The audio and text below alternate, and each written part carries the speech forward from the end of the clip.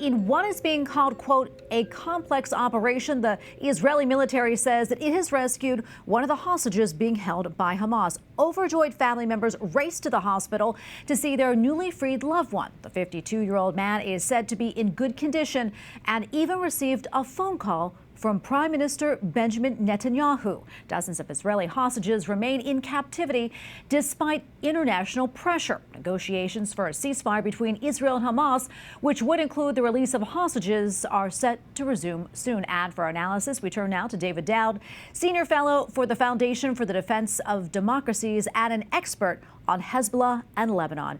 Thank you so much for being with us today. So what more do you know about this military operation to free the hostages? I understand that he was actually found in an underground tunnel. Thank you for having me on. Yes, this is the first hostage that was found in a tunnel. He was found alive, thankfully. It's important to note, because you mentioned the ceasefire negotiations that are going on right now that include hostage release. Farhan al-Qadi, the hostage that was rescued, would not have been included because he's a male and of a specific age. So this is, in some ways, Israeli media has been describing this as miraculous that he was found, given that the last batch of hostages that were found by Israeli forces had been executed by Hamas. Their bodies had shown evidence of being shot to death. So this is a double joy for his family. Absolutely. And David, I know doctors say the 52-year-old man will undergo a couple more days of testing, but he appears to be in generally good condition. Mm-hmm. Do you find that surprising, considering he was held for nearly a year and of course, less than desirable conditions, to say the least? Well, I mean, I'm thankful that he was found in relatively healthy conditions, but at the same time, he's lost a lot of weight. He was telling Israeli media and his family today that sometimes he only had access to bread, like one loaf of pita bread per day, and sometimes not even every day. So he has lost a considerable amount of weight, but thankfully he's, it's not anything that's not reversible. We hope that he'll be in good health very soon. Yeah. And are you optimistic of the high-level diplomatic talks that are starting again soon? Are you optimistic that they will lead to a ceasefire and a release of more hostages?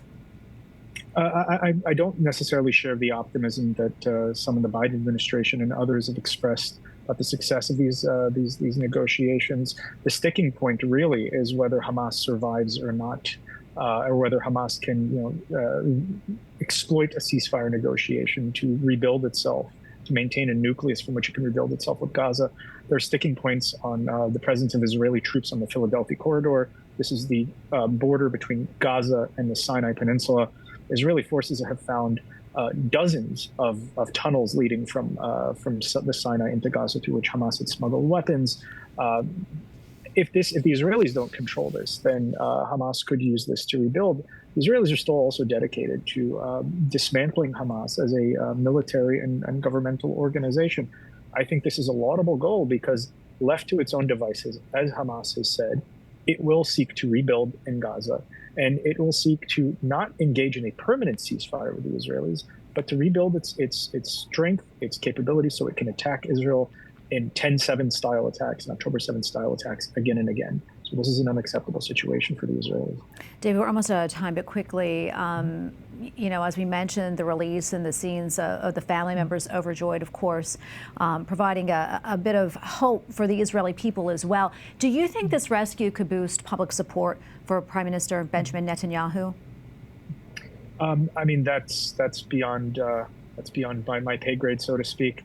I think there are a lot of complications with Prime Minister Netanyahu's position among the Israeli public right now. What this definitely is a ray of light in a very dark year for the Israeli people, and we hope they find more hostages very soon. No, David, thank you so much for weighing in for us. We appreciate it. Thank you very much for having me.